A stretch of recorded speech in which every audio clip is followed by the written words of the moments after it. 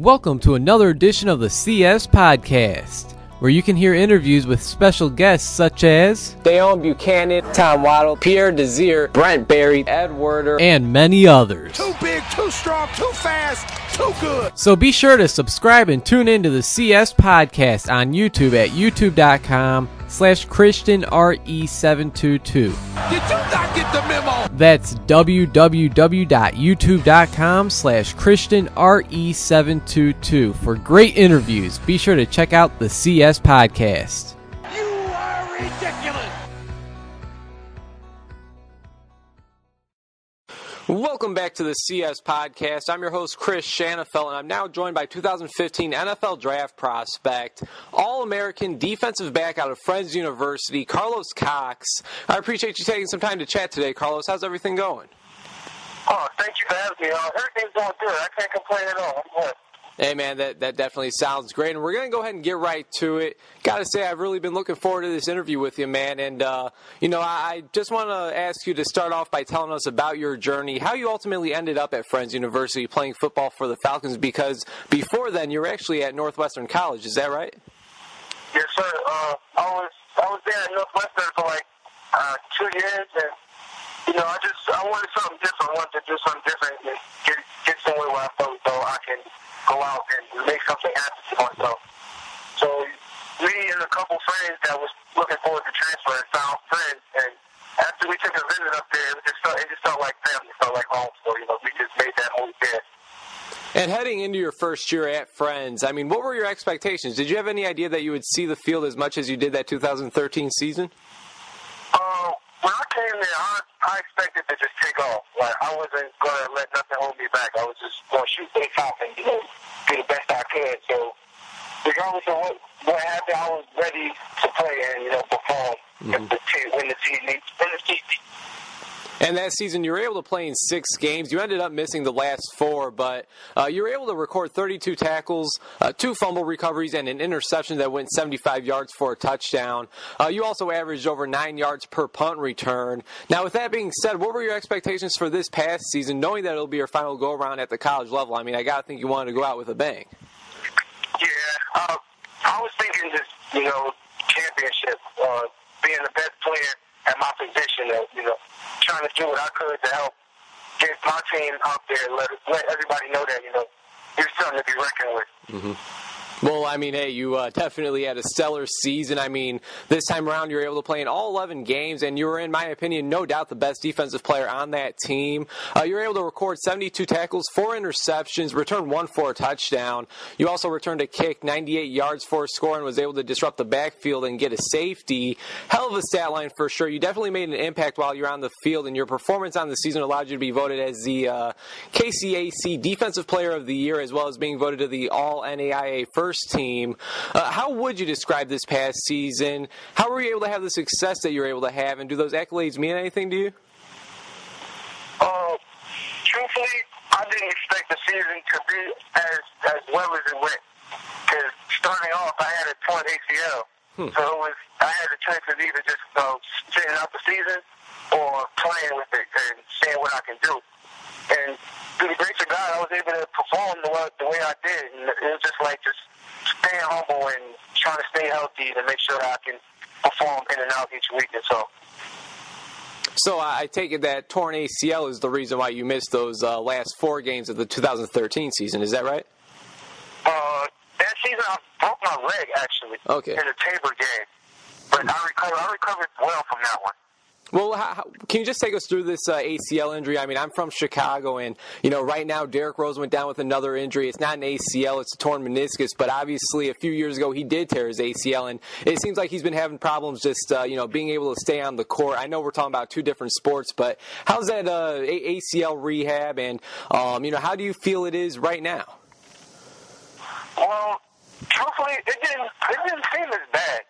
It didn't seem as bad as everybody was making it seem.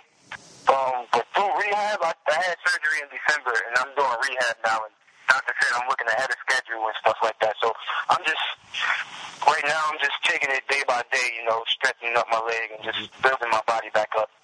Well, Carlos, Carlos, I've been able to speak to a few Friends Falcons that are now working to achieve their dream like you and playing the NFL.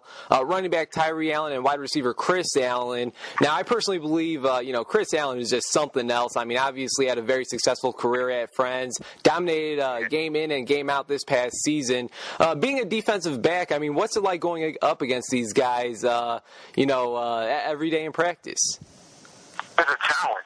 It's a challenge, and we push each other to be great. So, when we out there together, we let each other know, hey, come on, let's go to work. We're gonna do our best to bust our tails and produce what we could.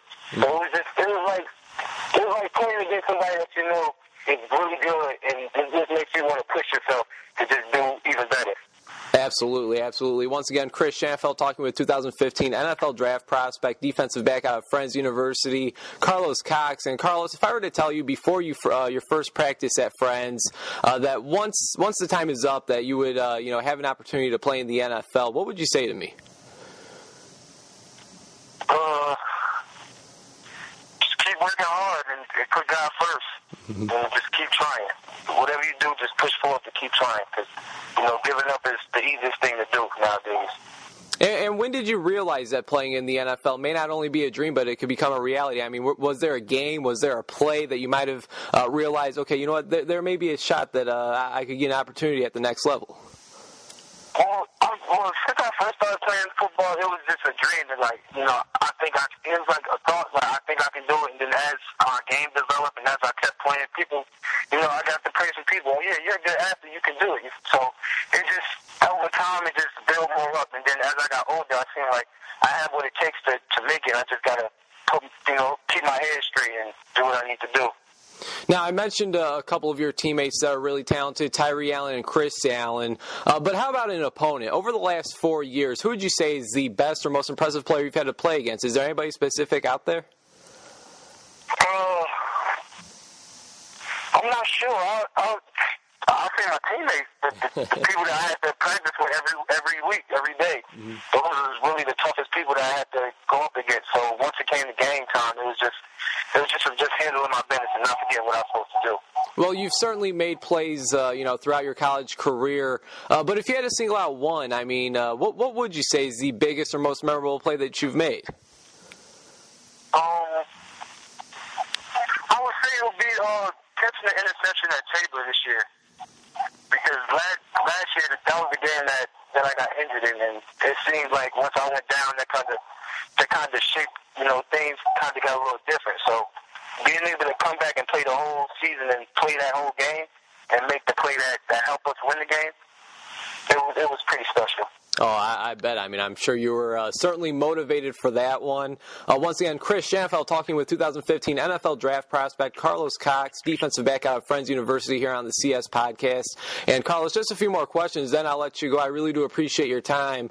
What do you feel is your biggest strength as a defensive back? My biggest strength was my knowledge for the game and just on film. I watched a lot of film, so I knew where I had to be and knew where things was going on.